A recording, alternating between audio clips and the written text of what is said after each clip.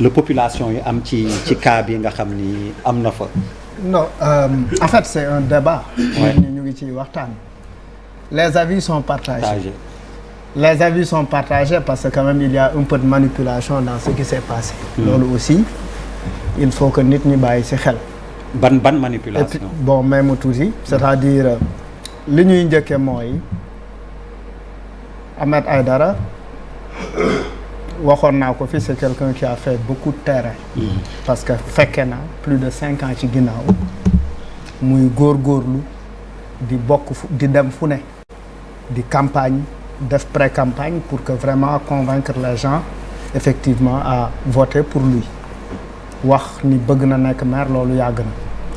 leneen li ci topp mooy après la coalition Yewwi bu mu bokk ça a été véritablement une opportunité pour lui à ce que effectivement pour mu am dara bon ci suffrage universel direct bi moom moo gagné ci li may njëkk a ñëw nag mooy suffrage universel indirect bi au niveau des ni ñuy falee effectivement les adjoints moi je suis parfaitement d'accord parce que pour man c'est une forme de contre-pouvoir comme ni ngay amee assemblée ñii mu am les députés de l'opposition les députés non alignés mu am aussi les députés de la majorité parce que effectivement pour doxal gox bi il est important que bu maire bi waxee ni lii mooy yéeneem conseil municipal bi wax ni effectivement wax ci ay xalaatam tout ça c'est important maintenant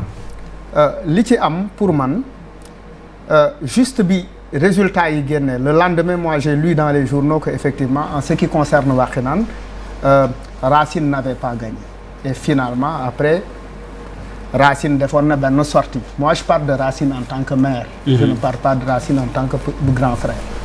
Racine def benn sortie ne ko effectivement tu gouverneras difficilement parce que effectivement ñun ñoo lay ëpp ay conseillers c'était peut-être une alerte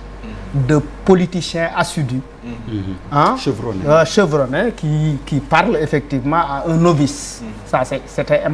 léegi nag moom laa gisaat ci affaire bii nii peut-être que pendant que Ahmed célébrait sa victoire les autres étaient en train de dugg ci nit ñi di wax ak di manœuvre ci politique la bokk bon maintenant dañ leen guerre wala guerre ñu leen ñu voté ñi votel effectivement ça effectivement le vote ne le montre pas oui parce que nit ñi bu ñuy voté ci mbañ gàcce gi ku ci nekk tu votes que mun naa bokk fii sax dem votel kay mais je me suis intéressé à une question pour moi la déclaration de Wallu n'est pas une déclaration sincère parce que si Wallu peut-être avait voté pour Ahmed Aïdara comme nuñ ko déclaré effectivement peut-être il aurait gagné parce que bu fekkee loolu la parce que li vote yi wone mooy ñii am nañ 44 ñii am nañ Ahmed am na 40 maintenant bi affaire bi di dérouler l'initiative de casser le vote est venue de Ahmed ce n'est pas venu des autres xam nga aussi l'initiative de sortir les gens de la salle c'est pas venu de Benno Bokk Yaakaar c'est venu de Ahmed maintenant Ahmed war na xam ni maire la et que effectivement pour moi il gagnerait à aller discuter avec les gens pour am un consensus parce que li ñu soxla mooy que Guédiawaye soit ñu installé wu parce que effectivement on a eu notre affaire avec le Dragon on a eu notre affaire avec etc. Il faut pas qu'on retourne dans ces installations avec la mairie que Guédiawaye soit un cas sa victoire a surpris plus d'un mais les gens ont démocratiquement accepté qu'il a gagné maintenant au niveau du conseil li xew mooy effectivement li xew au niveau du conseil mooy il a été minoritaire maintenant boo nekkee minoritaire ça tam nous on connaît les conseils municipaux les gens peut-être que dinañ xëccoo nii mais après ça devient une famille parce que vous travaillez tous pour la localité pour man il gagnerait aujourd'hui à discuter te yaakaar naa ni sax instant bi ci la nekk pour aller rencontrer les gens c'est pourquoi peut-être mënul ñëw ci émission il était dans une réunion parce que il faut que les gens arrêtent ces histoires d'euphorie là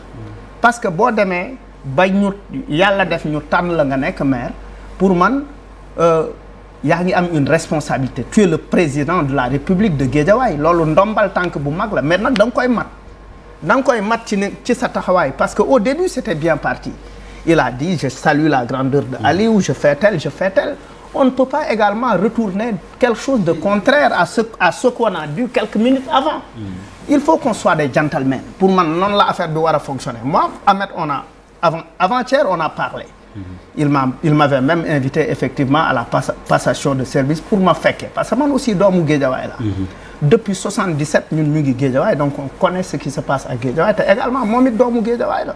Donc pour moi, amna affaire yo xamantene nañ ko discuter en gentleman parce que il ne peut pas être un ennemi de Racine, il ne peut pas être un ennemi de Aliou, il ne peut pas être mënuñu nekk ennemi. Donc dañu wara waxtaan ci ni mu gëna léré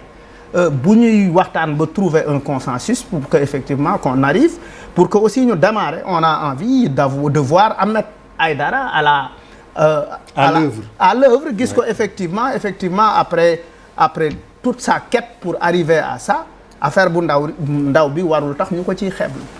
Pape Djibril bismillah. Moi